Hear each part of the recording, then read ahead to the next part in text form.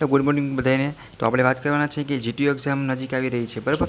એમાં પણ એન્જિનિયરિંગ મેથેમેટિક્સની વાત કરી, બરાબર। તો મેથેમેટિક્સ ઘણા લોકોને હાર્ડ લાગતું હોય છે અને ઘણા લોકોને પહેલા સેમમાં બેકલોગ આવી ગઈ છે, બરાબર। અને તો હવે બીજા સેમમાં ન આવે ને સારી રીતે પાસ કઈ રીતે થવું, બરાબર, એના માટે આપણે એક આઈએમપી કહેવાય ને, મેથડ ક્વેશ્ચન ને બધું આપણે તમારા માટે આઈએમપી વિડીયો એ પર્પઝથી બનાવ્યો છે। તમે આટલું કરી નાખશો એટલે આરામથી પાસ પણ થઈ જશો અને સારા માર્ક્સ પણ તમને આવી જશે, બરાબર। તો આ એન્જિનિયરિંગ મેથેમેટિક્સ છે, ઇલેક્ટ્રિકલ છે, કોમ્પ્યુટર ઈસી વગેરે બ્રાન્ચમાં આવે છે। રેડી? આમ જોવા જઈએ તો એન્જિનિયરિંગ મેથેમેટિક્સ અને બે સેમ જ છે। એકમાં આંકડાશાસ્ત્રનું ચેપ્ટર હશે, એકમાં કોમ્પ્લેક્સનું છે, બરાબર। તો એ બધાને સહેલું પડે એના માટે આપણે બધી સબ્જેક્ટ છે, બધા બ્રાન્ચના નોખા આપણે અલગ અલગ વિડીયા આઈએમપી માટે બનાવીને મૂકી દીધા છે।